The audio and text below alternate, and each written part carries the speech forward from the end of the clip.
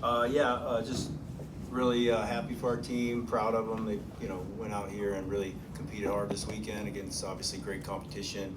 All 10 guys gave a great effort, and super proud of them. Happy for them. All right, we will open up to questions. Please state your name and the outlet you represent. Please raise your hand, a microphone will come to you.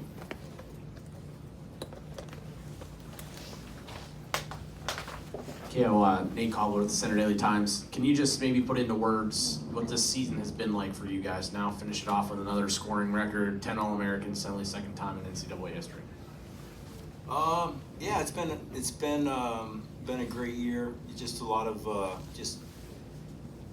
fun people to work with. Obviously the team, our staff, just from top to bottom. I mean, it's just we're just constantly kind of thinking ahead, and just everything's preparation for the next thing. So we don't really kind of stop and reflect a whole lot. Obviously we're learning as we go, and we'll continue to do that. That's the name of the game. But this was a really fun year, with some new faces like a Luke Lodahl, right, and freshman bar, and you got a guy like Carter who just wins a 5th national title, all the way up and down the lineup. Everyone gave a great effort,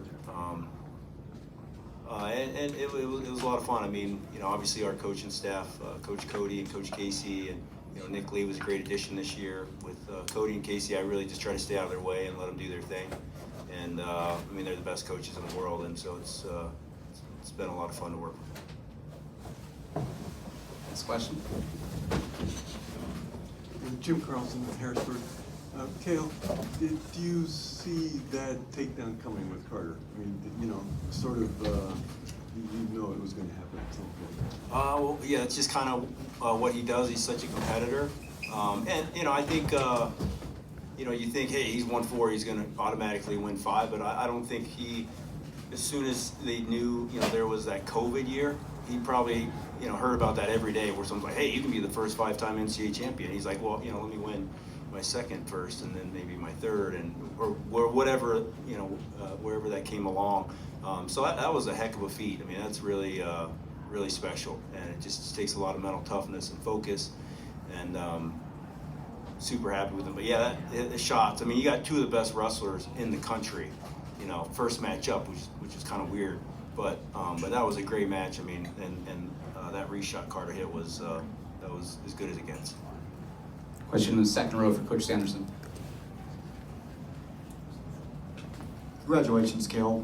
Joe Smeltzer at Indy Sports Now. You just alluded to it. A lot of people would have expected Carter's match to be last instead of first. Do you feel that that's a sign that wrestling isn't being marketed the way it should be? Because a lot of people have expressed that they feel that way. Yeah, it's not a big deal. I mean, it's when we told Carter, he's like, oh really? It's not a big deal. Whatever it is, it is. Usually events build up to the big match, but it doesn't matter. We're just whatever. We just show up, and that's Carter shows up every day. That's why he.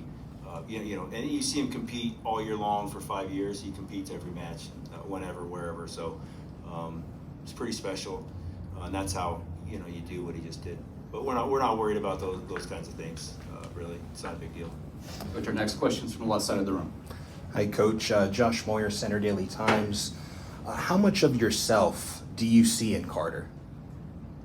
Well, he's a competitor, and I mean, there's just certain things where you hate to lose so much that you will do whatever it takes. I mean, diet, training, anything, within the rules, of course. And most people don't have that, I mean, and he does. He's just he's a competitor. I mean, he puts the time in, and he does what he thinks he needs to do to be ready mentally and physically, and then he goes out there and he competes hard every time. I mean, every time he competes, he's given a great effort.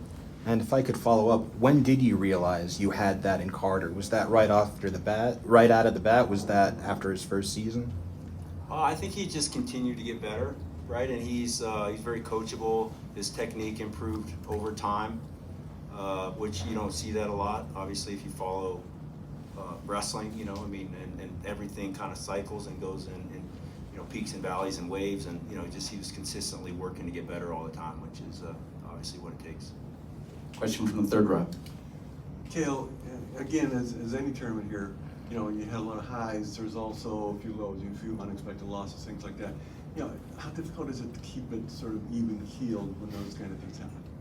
Oh, it's tough. I mean, your heart's with each individual. I mean, you look at them.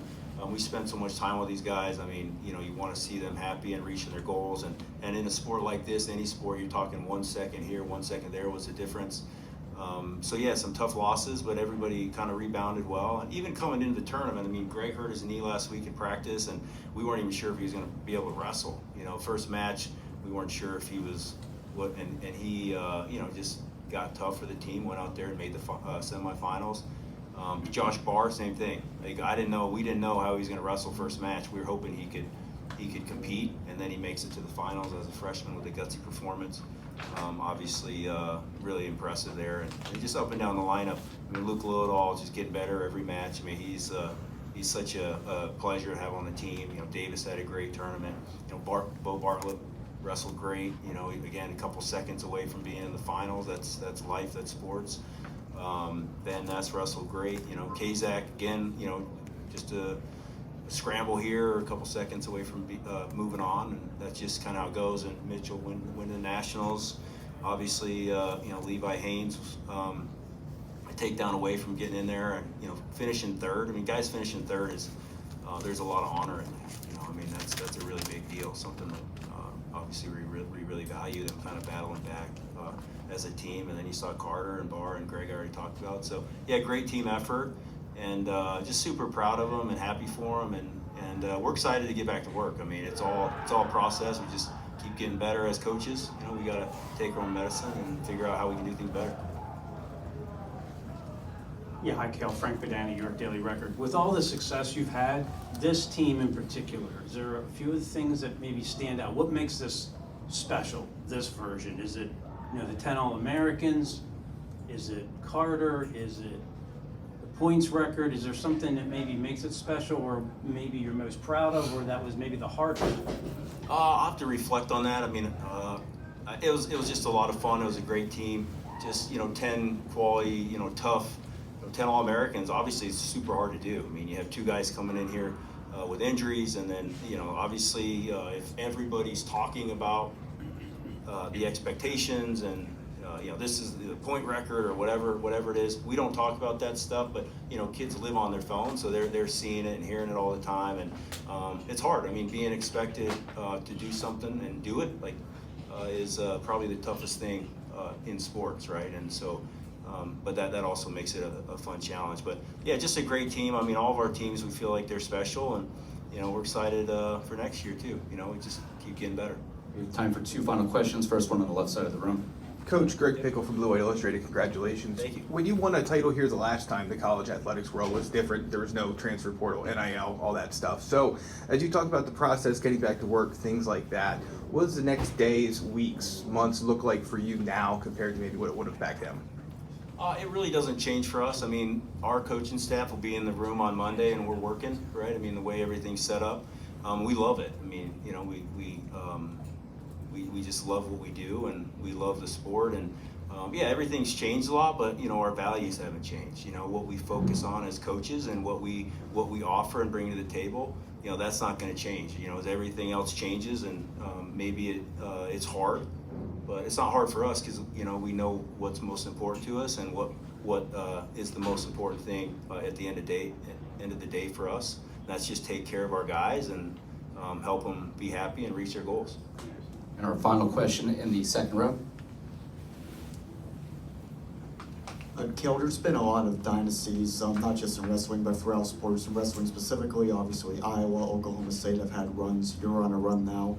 What's your feeling just on dynasties in general? Do you feel it's good, bad, neutral for the sport when one team is just, so dominant for so many years?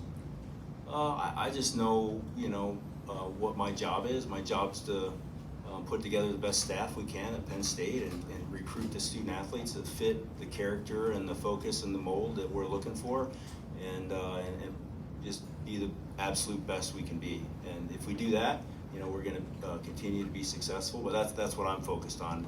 Anything else is it's just not something we think about. That's Coach Cael Sanderson.